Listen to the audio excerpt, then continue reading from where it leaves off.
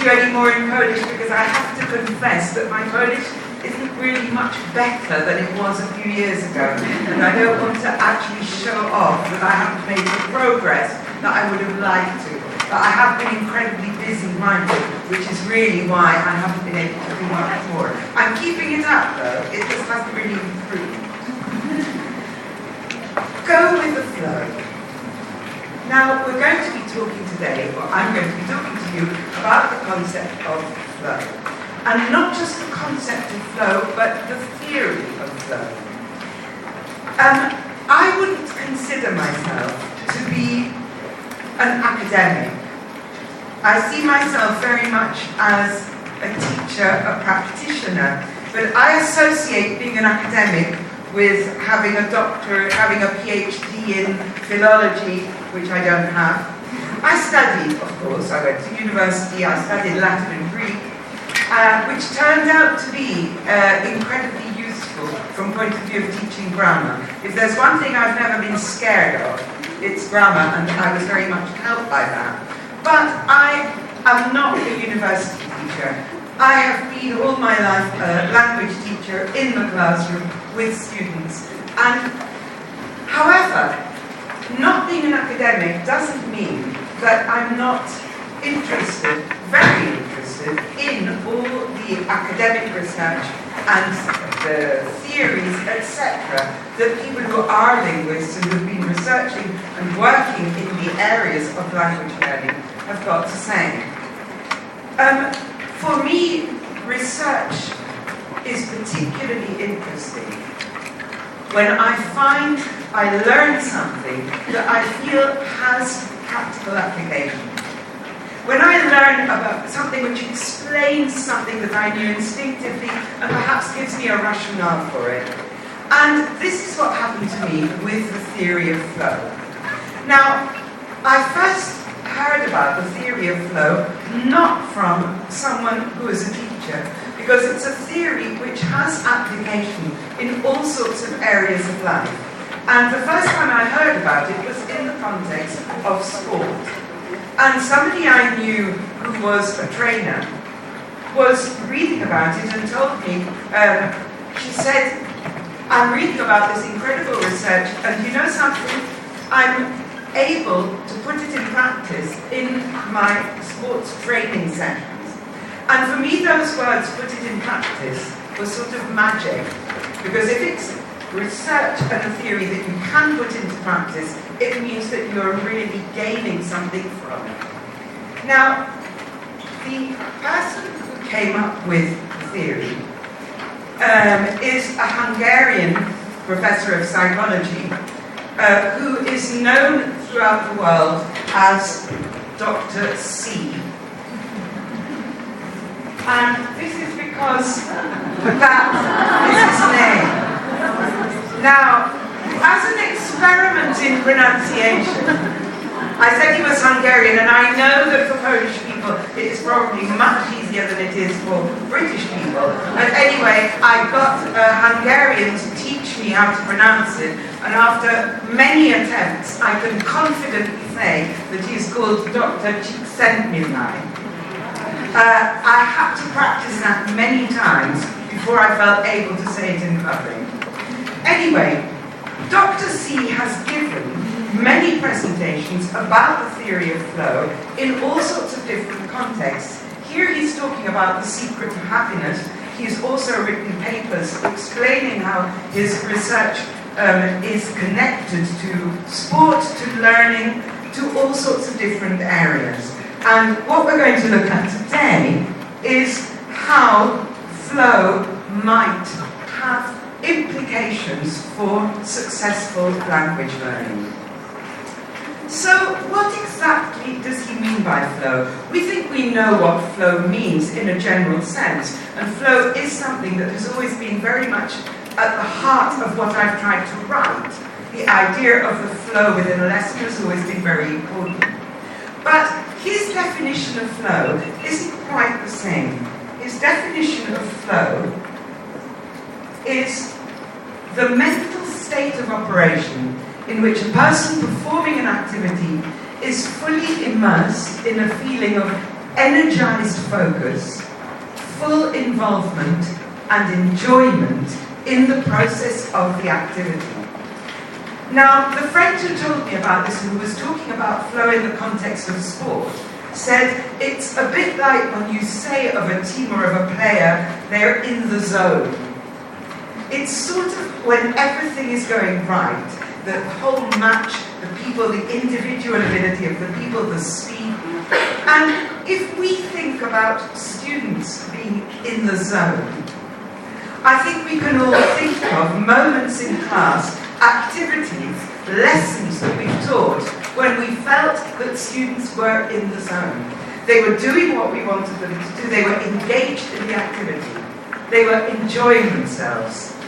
And it was through this full involvement, the energy and enjoyment, that at the end of that activity, we knew that they had learned, that they'd made progress. So what we want to achieve is flow in the lesson. And flow not just in the lesson as a whole, but also within individual activities. Individual activities have to flow.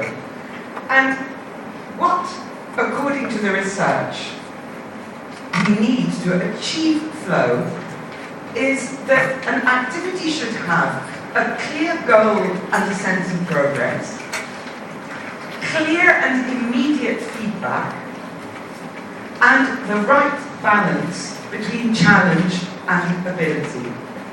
And we are going to look at those three things now in the context of the language classroom.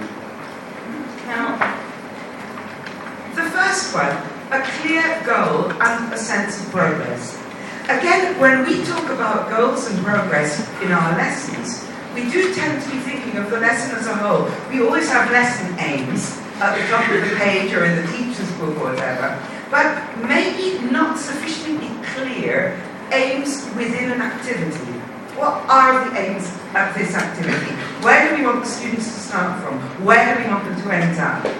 I'm going to show you an activity from, it's not perfect, you'll see little things with a photograph because it's from one of the books that hasn't been published yet, from the advanced book, but anyway, I've created it so that you'll be able to see it. Now, the context. You are in an exhibition of period photos, so photos from the 19th and 20th century, showing well-known people, but in the context of their families. Can you have a look at the photos, and with the person next to you, just see whether you can identify any of the people. For a bit of help there, you've got information about who the people are. Members of a royal family, 2 statesmen, a writer, a scientist, and an artist. Just quickly see whether you can identify some of them.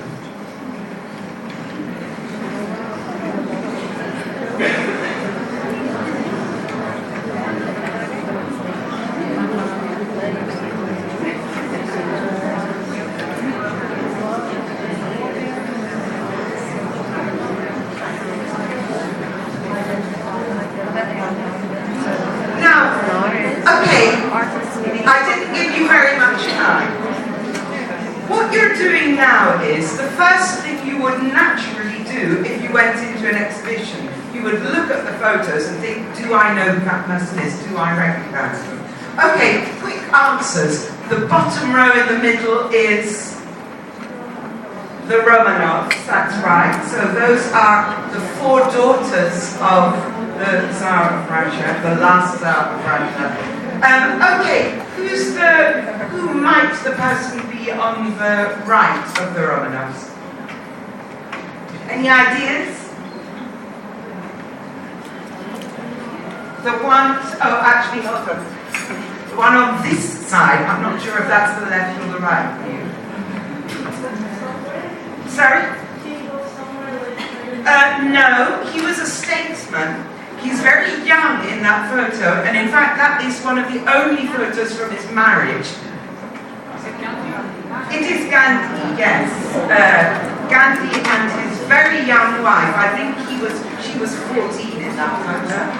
Okay, above the Romanovs, who have we got? Kennedy. Okay, Kennedy with two of his children, well, his two children who survived. Who's the person right on the far end next to Kennedy? Okay, Picasso, yes, with one of his wives. What about on the other side? Funnily enough, several people have identified him as Hemingway, but it isn't. It is a writer, though. Tolstoy. Yes, Tolstoy with his grandchildren.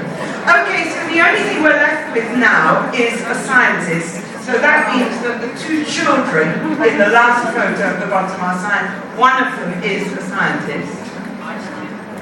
It's Einstein with his sister, who he was very, very close to. Okay, so we've discovered who these people are. We've discovered a bit about their family, or we've debated that, we've predicted. So we are now going to listen to an audio guide, which will not only give us that information, but give us more information. Audio guides are a very authentic type of listening, because in many places, to my surprise, I must confess, in the UK and abroad, you often only get audio guides in English.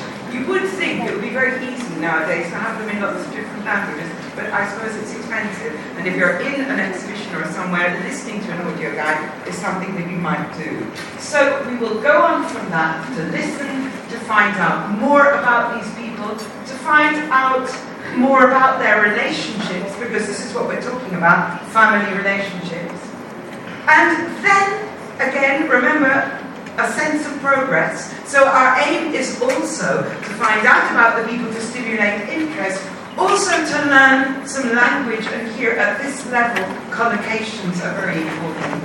So we've got, if you look at the sentences in blue, she was strongly opposed to many of his views.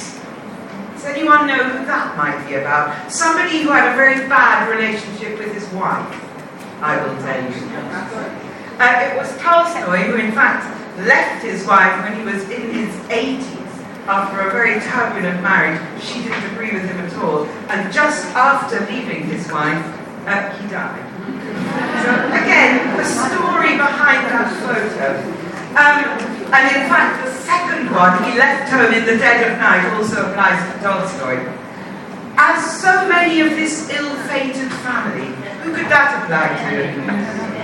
The Kennedys, because in fact only one of the people in that photo is still alive, which is the daughter, that's right. She wrote a damning description of him. Well, this is the wife in the photo of Picasso, who wrote a book about her life with Picasso, which Picasso tried to stop being published because it was so negative about him. But he didn't succeed, and it was public. Their shared beliefs in national independence and education. So shared beliefs, a collocation, typical collocation, and that, you might guess, would be Gandhi and his wife. Yes, we were very much together. The story of her survival was conclusively disproved. Anastasia, yes, one of the daughters of the Romanovs, who there was a woman who pretended to be her, and people thought that maybe that was true. And then the last one, she sought refuge, refers to the sister of Einstein, who he left Austria just before the war for America. His sister got stuck there and eventually managed to join her brother. Okay, so we've also learned some language about these people. So we've gone from old family photos, finding out who they are, listening to who they are, learning some language, and then, obviously, so often in the classroom, the conclusion, the progress, the place we want to get to is the students themselves talking. So the next stage would be talking about, do you have many family photos? Do you have some old ones? How are they displayed? People in your family, etc. Poland has a very special place in my heart.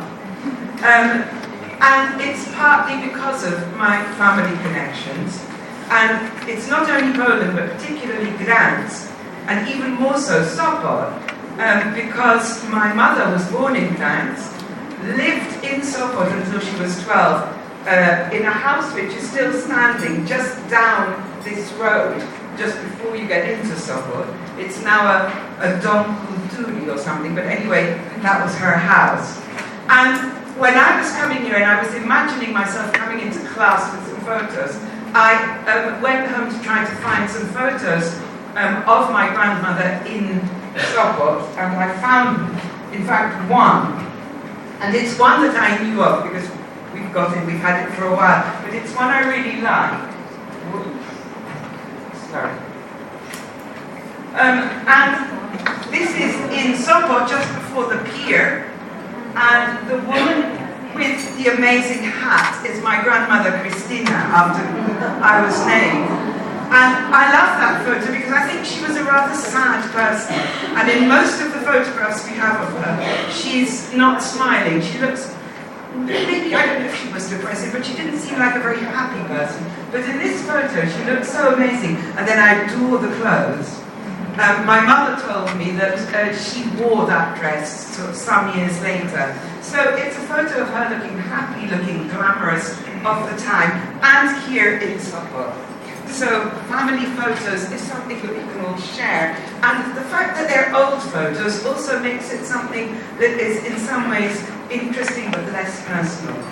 But then we've gone from being personal to carrying on now with discussions related to family relationships, etc., that are in some ways related to the photos that we've seen right at the beginning. Things like people who are very dedicated to their work rarely manage to have a happy family life. Everybody says that was true, for example, of someone like Picasso, up to a point Tolstoy as well was someone who was so dedicated to his work. So for me, that's an example of an activity that had a very clear aim and a very clear sense of progress. We wanted to start from the exhibition.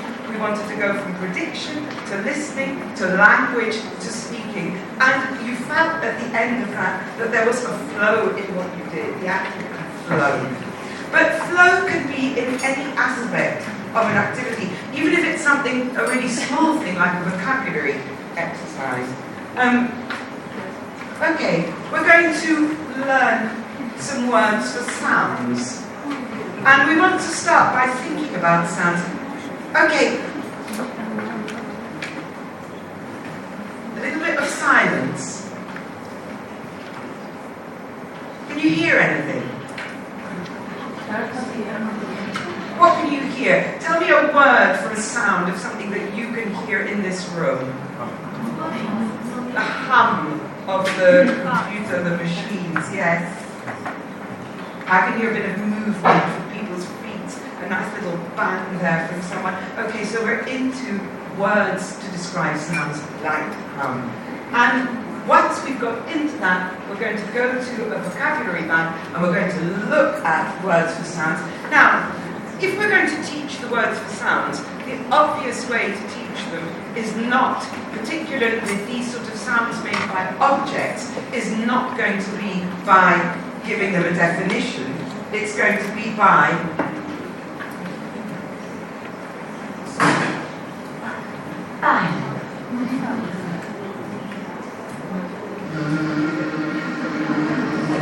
what's that? Buzz, exactly.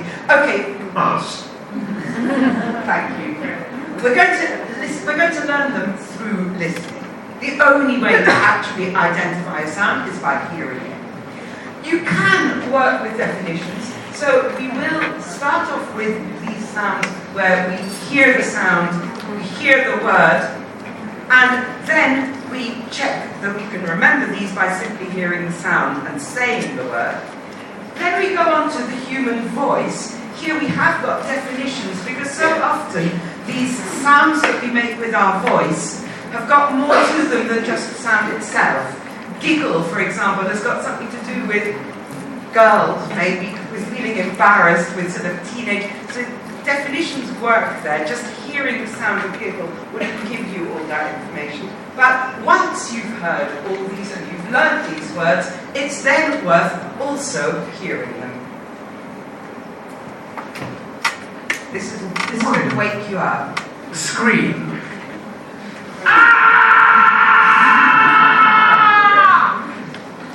Anyway, that is then confirming that you understood the definition. The problem with definitions, even at higher levels, is that often the language is slightly more complex than the word itself that you wanted to teach. Then you're going to go on and put them in practice. You're going to discuss what sort of sounds you would hear in certain contexts. And then you're going to end up with the fun aspect of it. Remember, it was fun. Enjoyment was very much part of the flow, which is making some of these noises yourself or your partner to say the word. So again, it's got the sense of a very clear aim, but a very clear pattern, a very clear development. Okay, the next thing was clear and immediate feedback. Now, there are two words there, and I think they're very interesting if we think of feedback in the context of correction. Now, correcting clearly, correcting immediately, these are not necessarily things that we automatically do correctly as teachers. And I think this is partly because we are always being very careful when we correct to not hurt our students' feelings, to not make them feel uncomfortable. But one thing I would say to you is that we are language teachers, we are not therapists. And sometimes we worry so much about hurting students' feelings that we are not helping them with their language learning because we are not clear, for example. This tendency that we have to rephrase a sentence rather than telling the students this is wrong. So they say, I go to the cinema last night, and you say, oh yes, Jan, you went to the cinema last night, which we do as second nature, partly I think, particularly as women, because it's what we do with children. We never tell children that they're wrong because they're too young to understand it. But remember that rephrasing is not automatically clear to adults. Partly because they know that we can say things in many different ways. How do they know that went is not just an alternate form of go? If we don't actually tell them that go is wrong, they haven't necessarily been corrected clearly. And so they aren't going to integrate that word that they should be using. And this immediate is something else that I think we've always been taught not to do. We've always been taught to not interrupt activities and go around listening, taking notes, and then we have a correction spot at the end.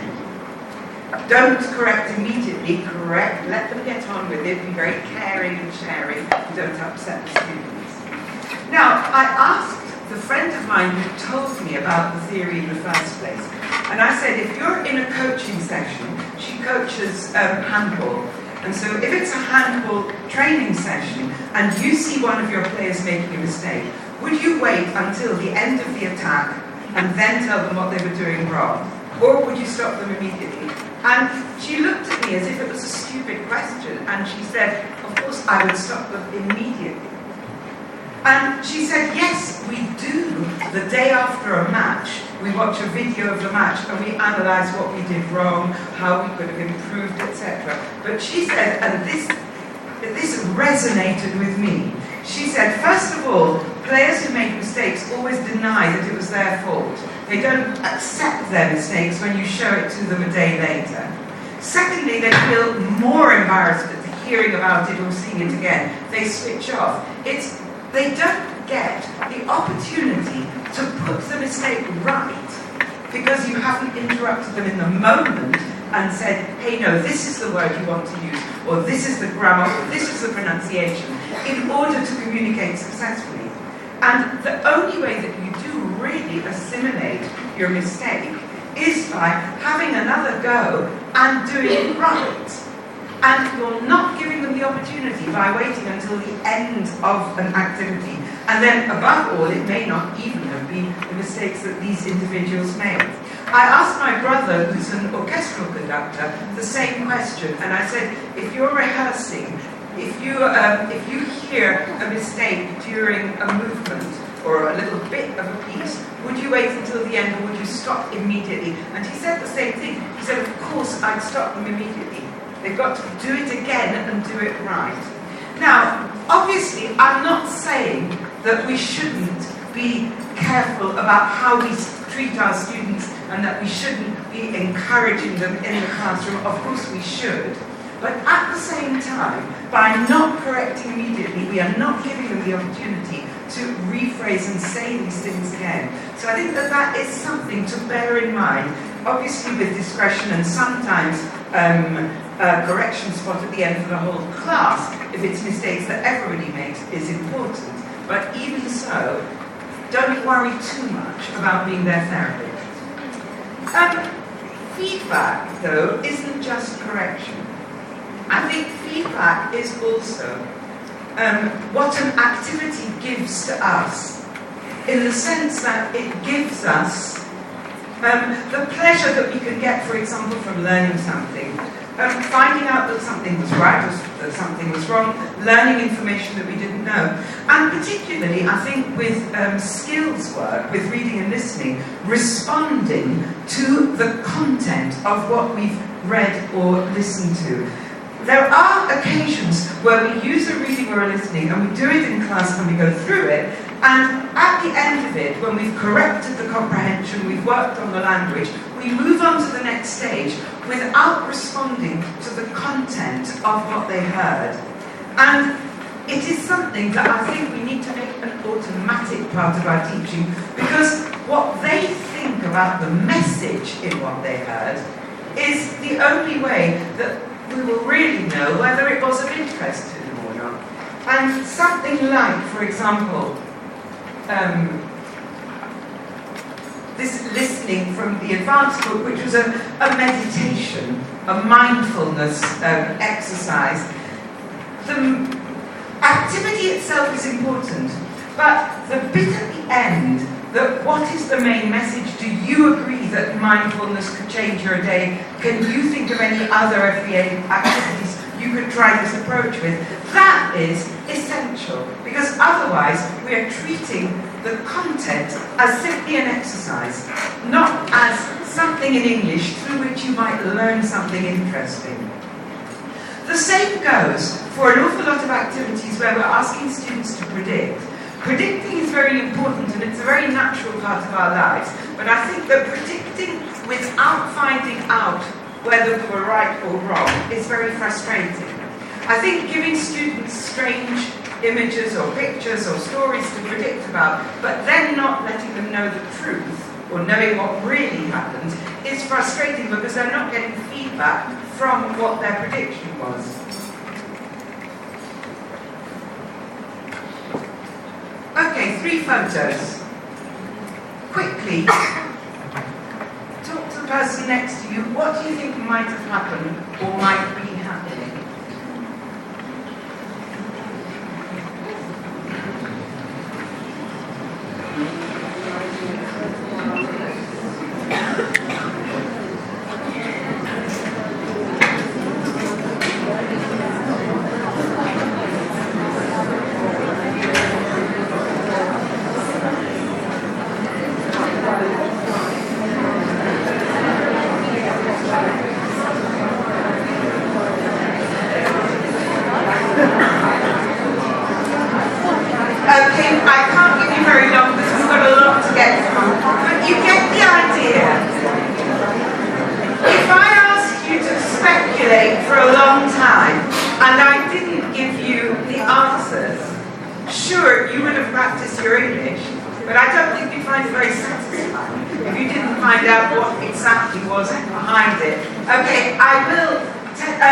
The first photograph with the trees, with the men in the trees or the people in the trees. Any idea what they might be doing?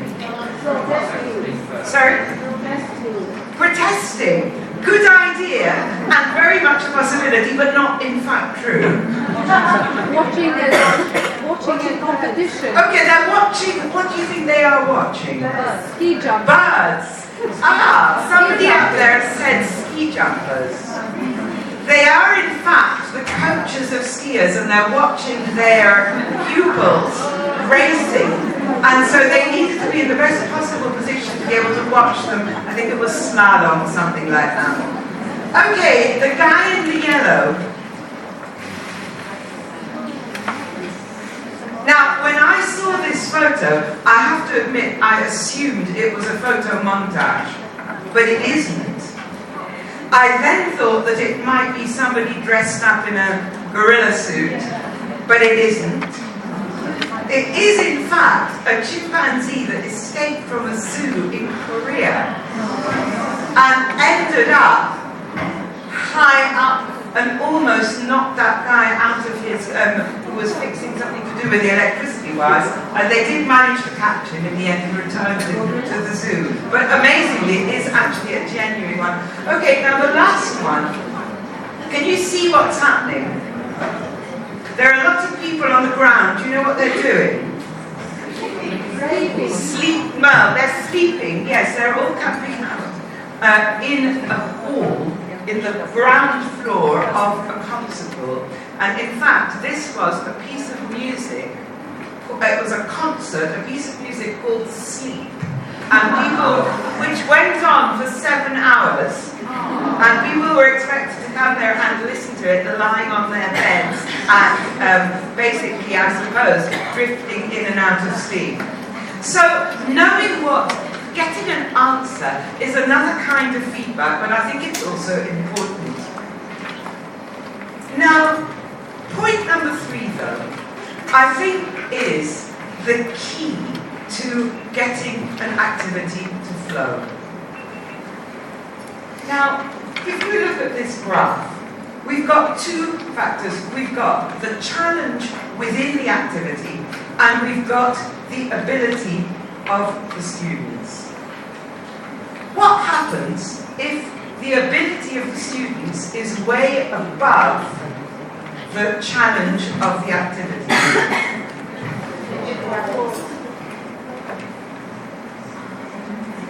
What happens if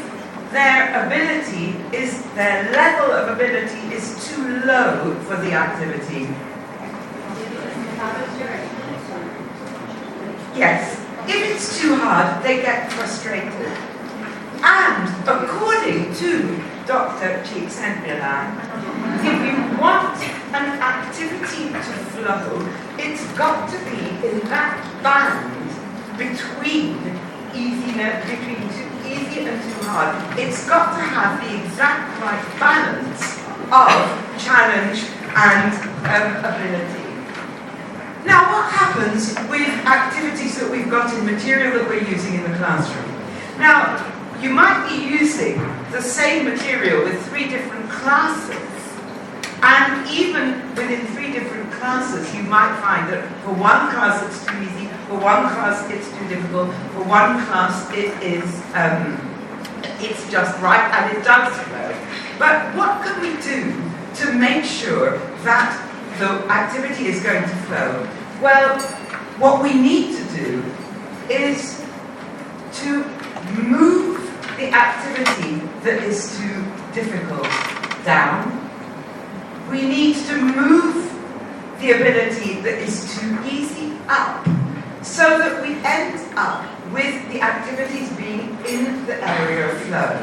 Now, I said to you at the beginning that I was very encouraged when I read the books by Dr. Csikszentmihalyi, because I felt that it was something that I knew instinctively, because when we write the English File teachers' books, when we see an activity that we think might need a bit of support, or might need to be made a little more difficult depending on the level of the students, we so often wrote these extra support or extra challenges into the teacher's book, because we felt that it was something that, you cannot generalize. We're generalizing about a level. We're calling it intermediate. Intermediate can mean so many different things. And as I say, even within your own system, you might be having students who are at the same level but also different within themselves. So what we need to do is to have strategies at hand as to how to give extra support or extra challenge to an activity. Now, this applies all over the area of language teaching. It applies to grammar, it applies to lexis, it applies to pronunciation, to speaking, to reading and to listening. And we're just going to look at 3 of these areas today. But there is a handout with ideas for the other skills. We're going to begin with pronunciation. Now, pronunciation is an area where students may need extra support. We developed our own series of sound pictures to teach the sounds, for example, to students.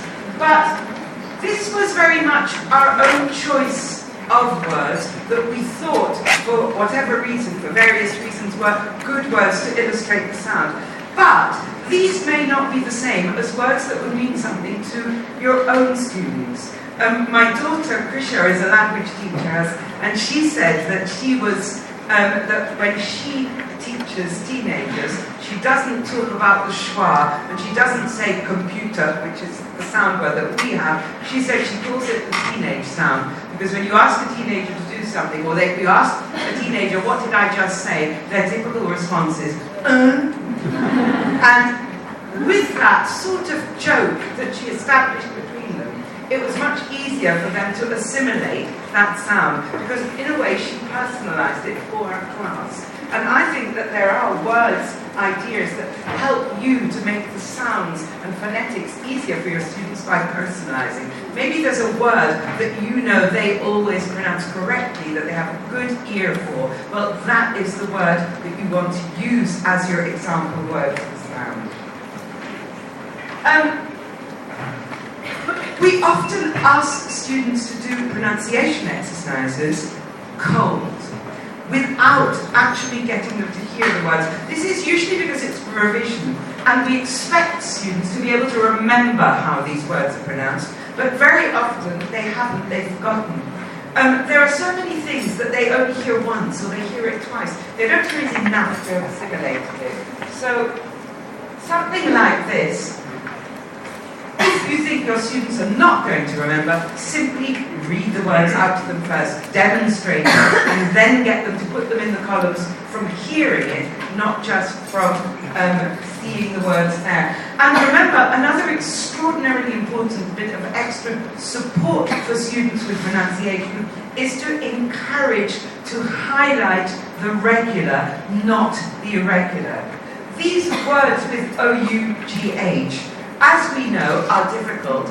As we know, there are many poems and activities saying what fun it is that it can be pronounced in 8 different ways.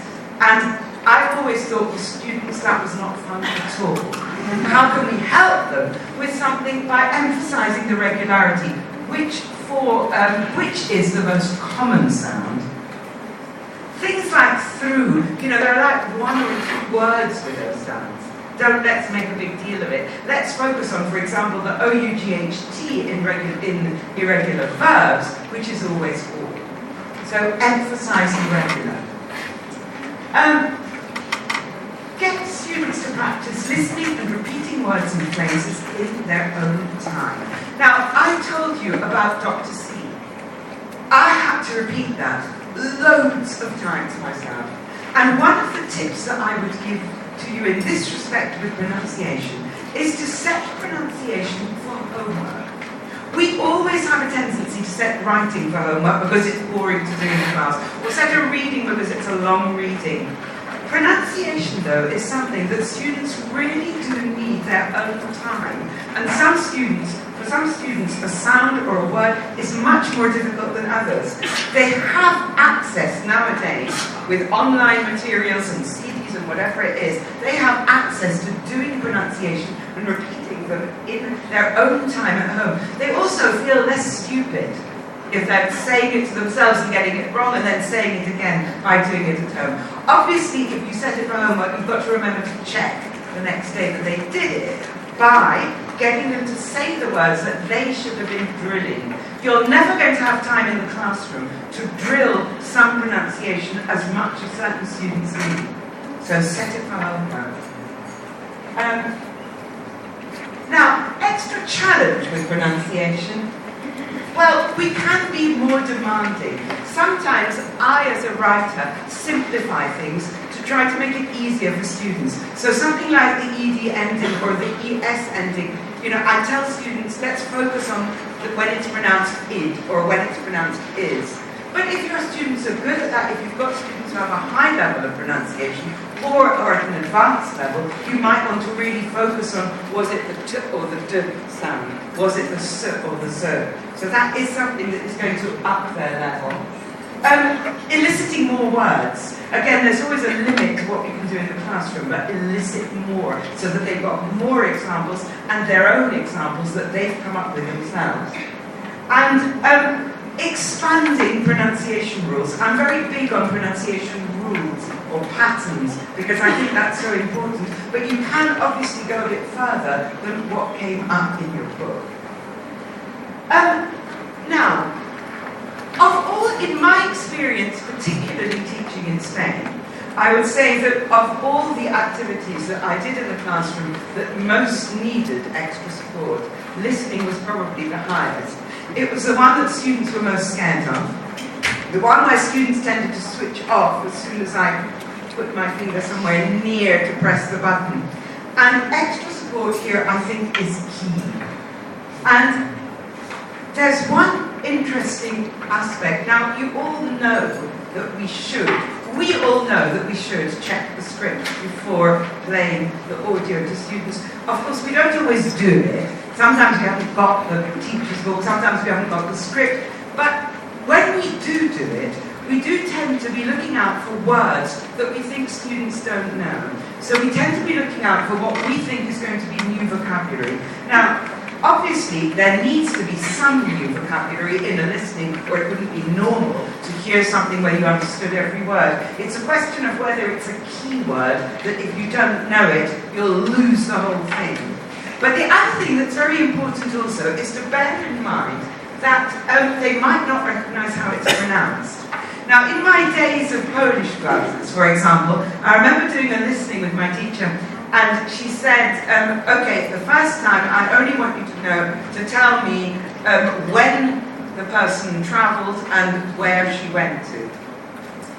And she played me the tape.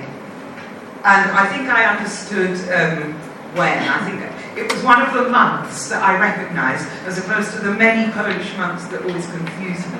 So it was something like listopad, which I always remember is November, as opposed to, I'm not going to say any of the others, but anyway, that was something I recognised. But then, she said, okay, and so where did the woman travel to? And I said, I don't know, I didn't hear it. So she play it again. Where did the woman travel to? I'm sorry, I really didn't hear it. But it's so easy, you must have heard it. In fact, it was, as I now know in Polish, Paryża. But it didn't occur to me that Paris in Polish was pronounced Paryża. It just didn't occur to me. So I didn't hear it as that. So that quite often key information is something that students miss because of the pronunciation. So look out for that, and this applies particularly with names. Because the next thing that I'm going to go on to is when you are reading a script and looking at things that might trip your students out, it is very often names, and it's often cultural information. Cultural information that there's no reason to expect students to know. It's something that means something to us, but is not going to mean something to them. So, to give you an example, this is part of the video in advance. Mary Beard is a professor of classics at Cambridge University. She's become a very big TV personality in the UK. She does a lot of debates. She's an absolutely fascinating woman and extremely knowledgeable about history. She had a live debate recently with one of my least favourite people at the moment, who is the Prime Minister of Study of our country, and who prides himself as being, as having studied Latin and Greek at Oxford. And she had a debate with him where he was defending the Greeks and she was defending the Romans. But anyway, in the newspaper the next day it said he was left a gibbering wreck. She was so much better than he was. It was very satisfying. Anyway, we were lucky enough to convince her to do an interview for English Farm. And one of the things she was talking about was how learning about ancient history has a knock-on effect as to things that are happening today.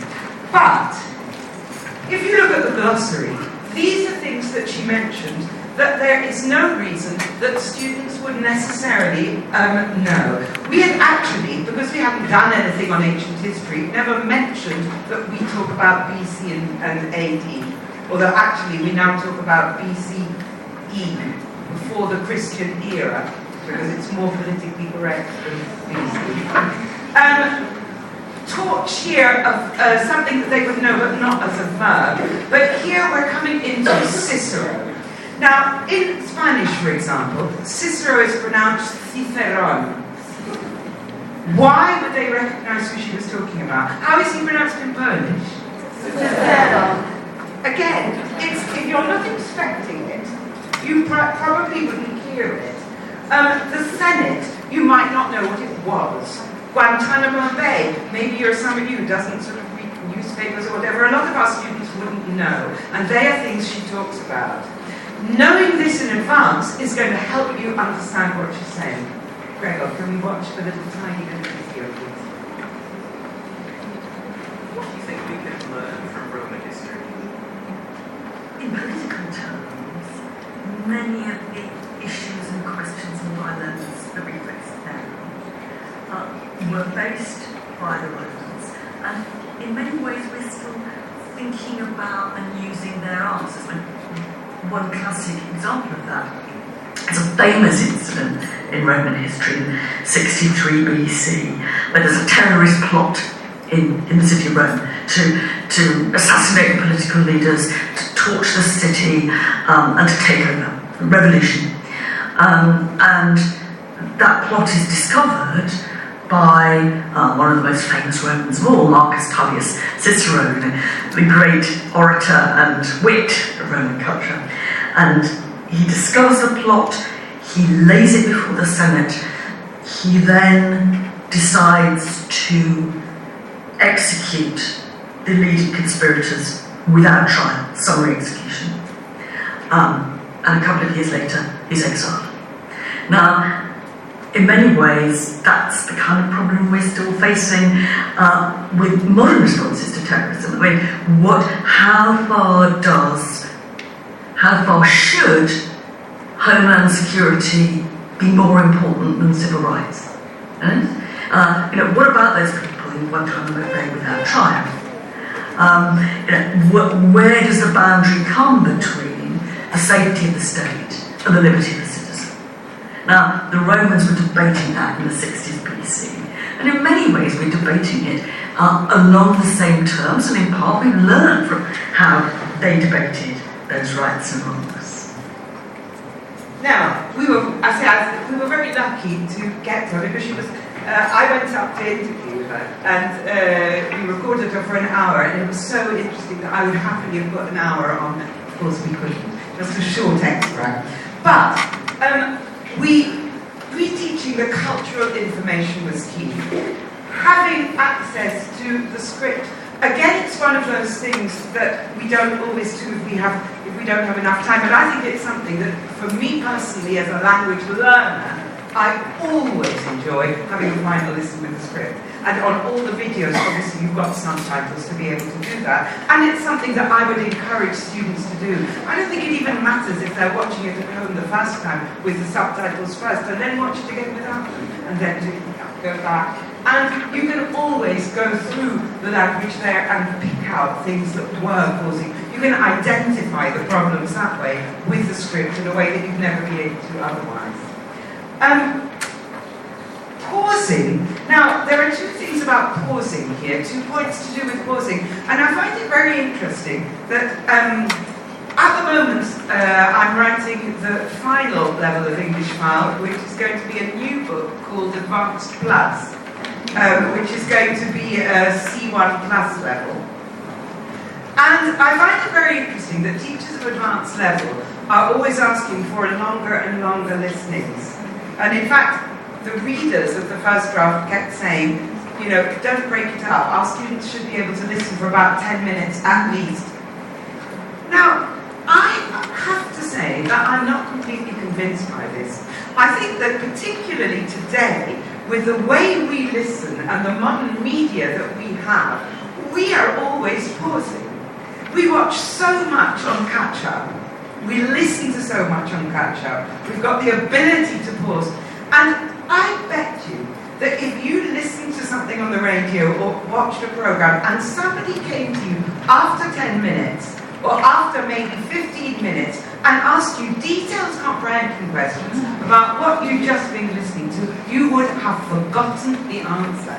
It's a question of memory load. It's not a question. I actually think myself that, okay, maybe in an exam we're going to have to listen to a slightly longer chunk, but they're not necessarily that high in most of the testing. But I think that in the classroom, to expect people to remember something that probably, if you aren't concentrating yourself, you can't remember, is overdoing it. And I think that pausing is key. First of all, for the memory load. Secondly, because often the task involves writing. And if the task involves writing, you simply don't have time to write. And while you're writing, the listening's moved on, you've got lost, and that's the end.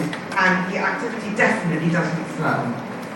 And finally, getting students to listen first to help them to get used to the delivery. This is particularly important with accents. It's something that we've been asked for, particularly again at higher levels, and this new Advanced Plus is absolutely full of accents. It's also full of stuff from the BBC that we were able to get hold of by hook or by crook. Often a programme that I've been listening to and found really interesting and then said, please can we have some of it? Now, I'm going to get you to listen to a little bit of a programme which was an interview with a man, an American from the South, who had been in prison for something like 30 years on death row, but was eventually released. Okay, I'm giving you the script. You might find that you need it. I go over the house and I parked over about 25 minutes in the cutting grass. I just happened to look over and there stood two white gentlemen there I never seen before. I cut the lawn off and I said, can I help you? And one of them replied, yes, we're looking for Anthony Ray Hinton. I said, that would be me. Again, how can I help you? And he said, we are detectives from the Birmingham Police Department. We have a warrant for your arrest. Now, you'd have been challenged to understand something without being warmed into it. But it is true, and I think actually I would say that it's just about when he says, can I help you, that you begin to get used to his accent. And as it carries on, you get used to it. You might want to give students a tiny little task, because if you don't give them anything to do, I mean, the task might simply be, at what point in the listening did you start finding it easier to understand? But all of us have problems, native speakers and non-native speakers alike, getting used to accents. A wonderful little anecdote about this guy was that when he was finally released, of course, modern technology had completely passed him by. He had a friend who had visited him all those years in prison. And this friend came to pick him up. And it was so moving when I heard it that I almost cried. I mean, I was listening to him on the radio. And so the friend picked him up, and he got into the front of the car, and he was looking for a place to take him to. And this man, Hinton, suddenly said, oh my God, there's a woman in the car. It'll be the police, she's behind us. And it was the sat-nav. He didn't know it existed, and he suddenly heard this voice saying, in 200 meters, turn right.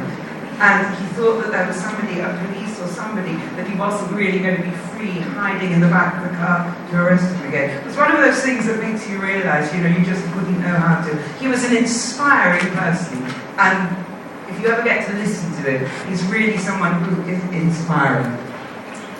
Now, I'm going to have to go very quickly through the last points, but extra challenge with listening, which I think occurs much less often than extra support, would be playing the audio once, would be getting students to explain true false rather than just marking it up, and using audio to focus on difficult lexis or grammar. I mean, one of the things that you could easily do, and I'm not going to play this because we don't have time, but this is a listening that is relatively easy if you just listen to it, but if you then gap the script, you can home in on language which is more difficult, which is going to up the level. There is always, in anything that's authentic and unscripted, there's always going to be language that you can use to help.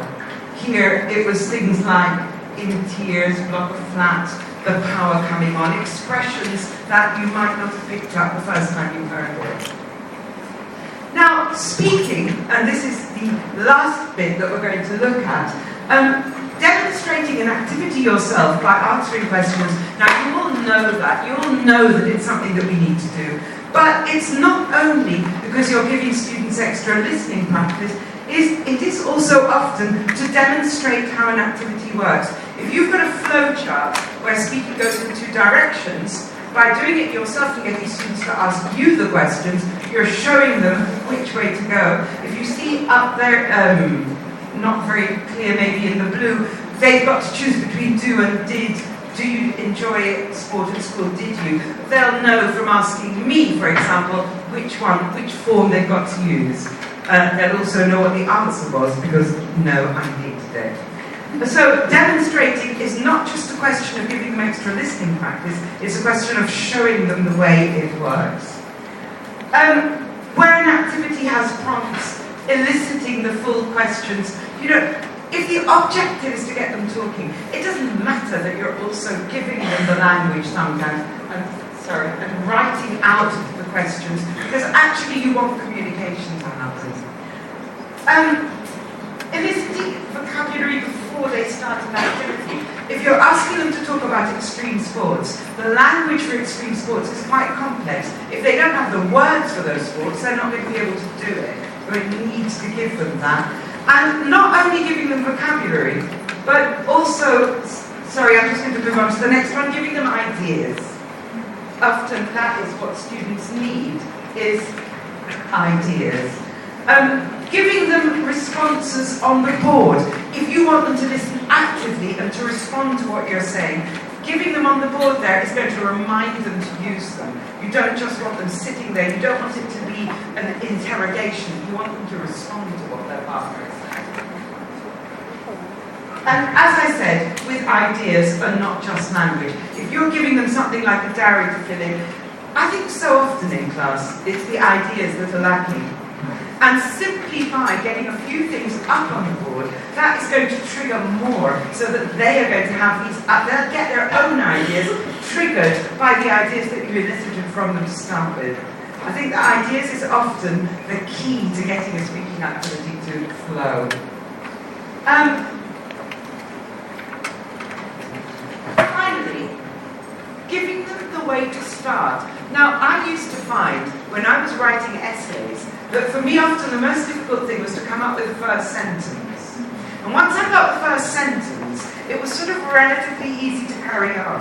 And I think that giving them a way to start confidently is always something that's going to allow them to carry on. Interestingly, I also think it's a good idea to give them ways of finishing. Giving them a nice little way to sum up a story is a great way of practicing something like a third conditional. You know, if I'd known that, I would never have done it. Or giving them little phrases that they might integrate so that you've got a way of starting and finishing, which is always the most difficult thing to get right. And giving them time to rehearse in their heads. Again, it's something that we associate with the language learning classroom, but actually there are many occasions on which we rehearse in our heads ourselves, in our own language. I rehearse talks in my head before I do them, but I also rehearse difficult conversations, for example, with my partner, where I might be thinking about how to explain, I don't know, some money I spent on something, or something that I'm planning to do, a little trip that's coming up when I promised I wasn't going to be going anywhere. I rehearse that in my head. I think, how am I going to communicate that? So it's a natural thing to do, it's not just for the language classroom. And with an extra challenge, obviously returning questions, asking and giving more information, giving them slightly more sophisticated language. At a low level, you can teach a phrase like both of us or a number of us, which immediately is going to make them more sophisticated. And then I think that this is very useful as well. A time limit is something that is going to, they've got to carry on. Being able to make conversation is a social skill. It's an ability that will stand them in good stead, not just in the English classroom, but being able to carry on making conversation with someone is something, there are many situations in life when you have to do them. And if you give them a time limit, you've got to carry on for a minute, you are actually developing that social skill of how can I keep the conversation going. And finally, language. Now, you might think that giving students phrases is actually extra support, not extra challenge. But giving students language and asking them to use it is upping their level. Because actually, if you listen to people talking, they often will end up using the easiest thing. I think, I don't think, I agree, I don't agree, or maybe even I disagree. But more sophisticated expressions is actually, and giving them and saying you've got to use these, is upping their level. It's actually making it more difficult. It's forcing them to put something into practice that they hadn't necessarily got. So we're going to go back to the image where we started of flow. Question your activities. Have they got a clear aim? Have they got a sense of progress? You want those activities to flow. You want to have fun in the classroom. You want the enjoyment, the sense of learning. So question them. Do they need more support? Do we need to bring the level down a bit? Does it need to be a challenge? Or maybe you'll look at it and you'll think, this is perfect for my students. The activity is there. You questioned it and you found it right. The activity will flow and your students will be in the zone. Thank you very much.